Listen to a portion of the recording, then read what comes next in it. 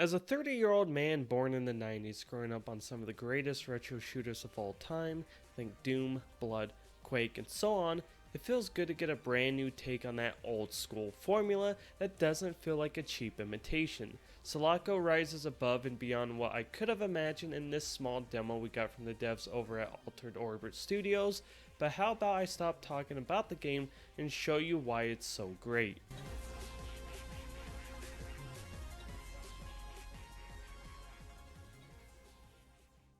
Now, as I played Selaco, I couldn't help but not only feel the old school retro shooter inspirations in the gameplay, but also that detailed smoothness you come to expect from modern FPS games today. The environments are incredibly detailed, from interactive objects, explosive barrels, and hidden secrets, world building from the datapads you can find scattered around the map, and the general dialogue you hear as you move through the game from enemies and more. The world really does feel full of life, even in this retro style with no friendly NPCs, unless you're talking about the cute little Vacbot you can find, which I may or may not have murdered. We won't talk about that. What we can talk about is that kick-ass music. It fits the game perfectly, and it gives me strong Mega Man vibes, which I'm all about. Not to mention, what's good music if you don't have amazing gameplay to go with it?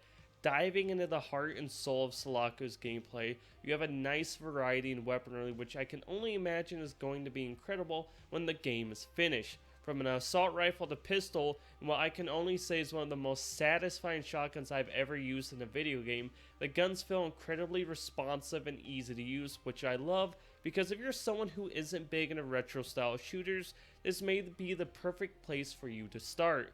Then on top of that, you get this nice dash ability in any direction that can instantly give you a leg up in battle when things may be going south. Also, make sure you pay attention to your health and armor.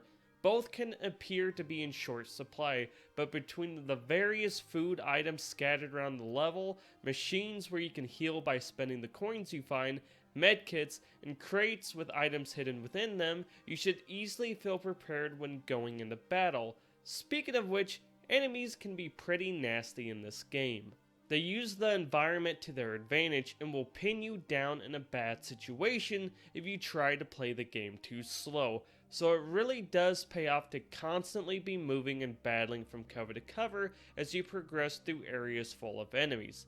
Definitely when it comes to the boss at the end of the demo. It's an incredibly fun fight that is short and sweet, but is extremely tough if you ignore the abilities that a player is given, like the dash.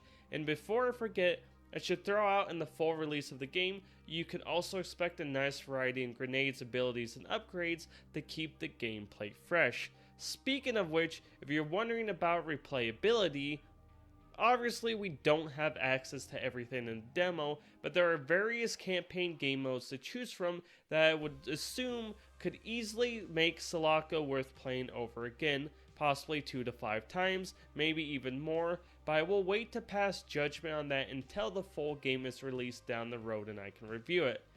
Now, to round out this video, I want to say I think the way the UI is laid out is well done. From your main menu to the in-game menus you use while playing, no one should have trouble navigating the menus. Not to mention the features and the settings are pretty substantial, and they really help you customize your experience so you can enjoy the game at its best. But with all that said, I do have a few complaints. First, I ran into some big frame rate drops during combat and experienced 2 crashes while playing.